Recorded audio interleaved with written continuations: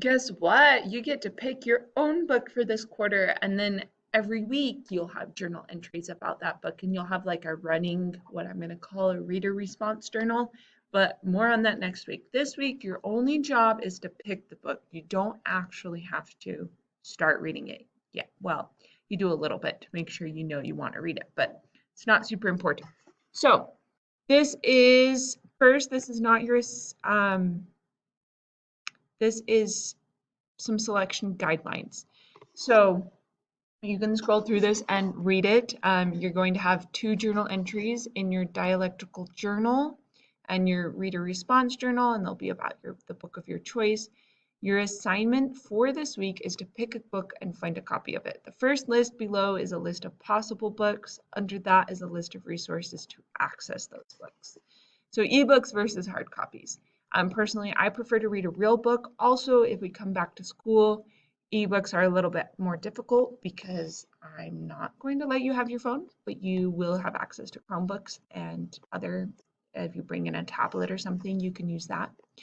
But the hard thing with hard books, real books, is they're hard to access right now. However, the school library did tell me that they are open 8 a.m. to 12 p.m. so you can come in and get a book.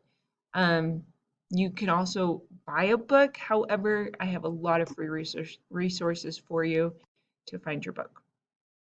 But as you pick a book, think about the questions in the assignment, which I will show you shortly. And I have to finish the book I pick? No, but I would like you to finish at least one book this quarter. There is actually going to be an assignment on a book that you finished, and you'll feel very good about yourself if you finish a book. If you're the type of person who reads a book a day, then some of this you might be able to breeze through really quickly, and I'm not as concerned about you.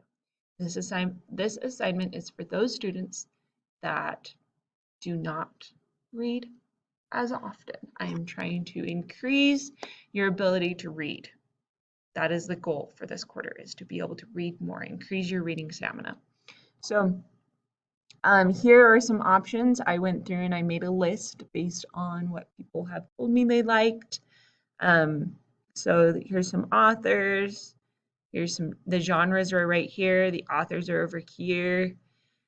I will say this list is somewhat biased by what I have read in my life. I am going to point out Paulo Coelho right here. Everything he's written, you can find online for free. He's very good about that. He's Brazilian, very cool.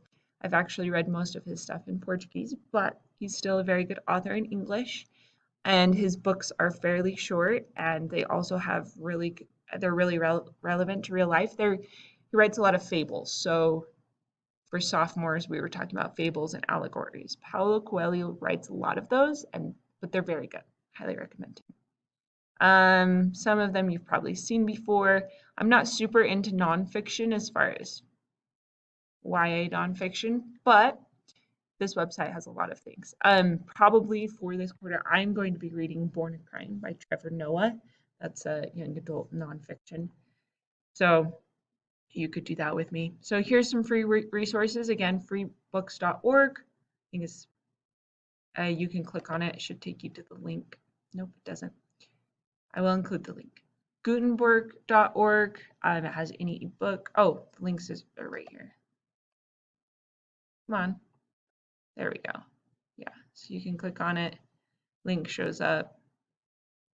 Oh, it's booksfree.org. The Alchemist, you can download it. Also, Paulo Coelho is definitely, he's on Gutenberg.org as well.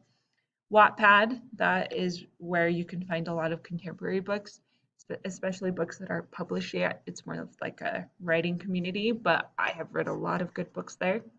Openculture.com also has a lot of things by Paulo Coelho. Has plenty of free ebooks as well. Most of the ebooks are public domain anyway, meaning if the author has been dead 100 years, then they can put the book on public domain. Copyright is open. School library is open for now. Sora is awesome. You can find ebooks there. Overdrive, same thing. You just need your public library account. Sora and Overdrive both have apps for your phone. So that's really convenient. Wattpad is also an app for your phone, I should mention. And then these resources you have to pay for. Local bookstore, obviously Deseret Industries. This is where I go for a lot of books in my classroom library.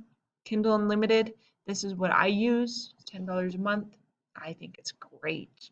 I mean, I read a book a day through Kindle Unlimited. Scribd, I used to use that in college. The book options I think are slightly better than Kindle Unlimited, but they also limit you to like 2 or 3 books a month, and I found that annoying. So anyway, oh, and Script also has graphic novels and magazines, more options. So those are your resources. Now